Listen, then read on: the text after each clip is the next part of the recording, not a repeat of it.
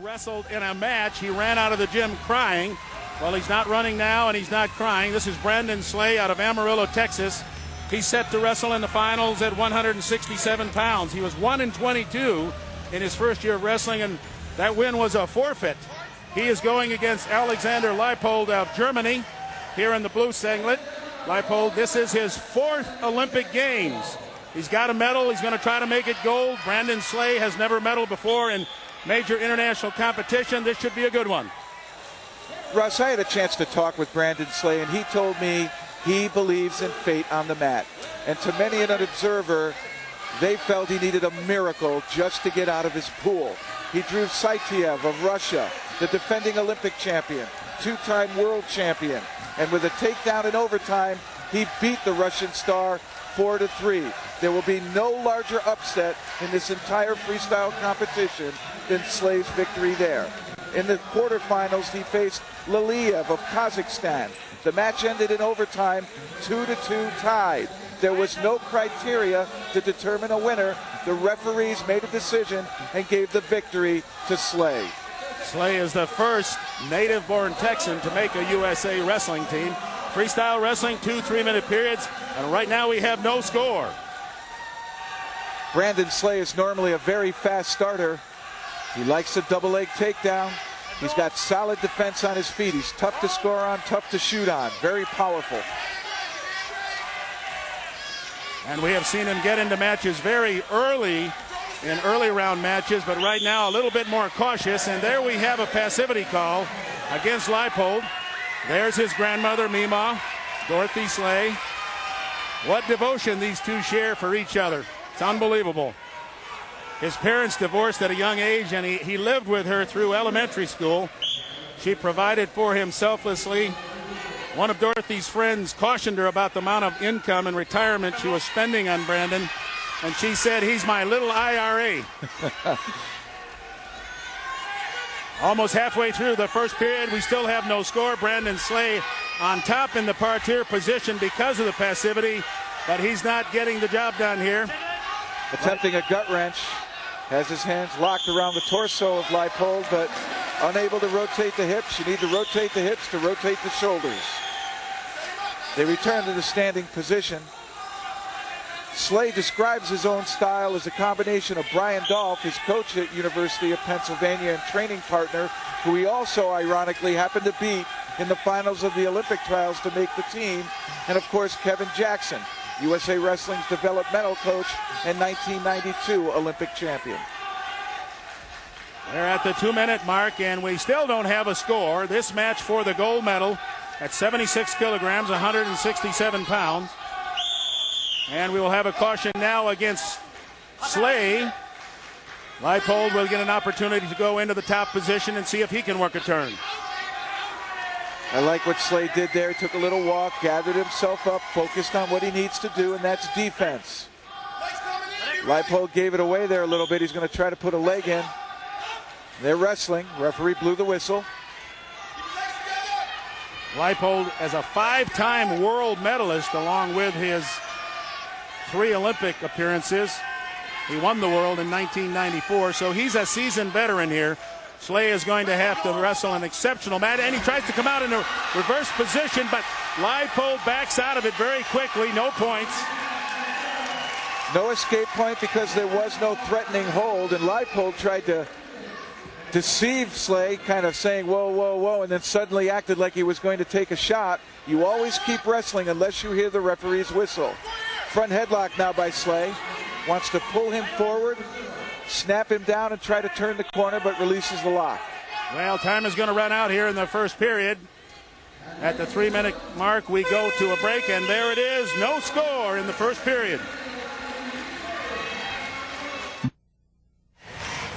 We are back at freestyle wrestling, 167 pounds, the gold medal match, and right now it is tied 0-0. Action in the first period. Slay on the bottom, Leipold relaxing on top. Slay took full advantage, comes out from the bottom, seizes the leg. Thought he might go for a takedown there. A little acting job by Leipold. Said stay away and then feigned a shot. But they will start in the clinch position. There's the toss of the coin. It was blue. Leipold will have to take the lock, and if he can't get a point on the board, Russ, in a minute, he will receive a 1-point penalty and be cautioned. This rule was put in so that a wrestler would have to at least score 1 point in a match. Slay needs to stand chest to chest. He keeps backing out. Yeah, false starting, and they're going to hit him with a caution. Oh, that'll be 2 points. That's going to be a 2-point caution against the American. And he's going to be probably put down by Leipold, but 2 points is huge. 0-0 was the score. It is now 2-0 in favor of the German, and Slay will be put down.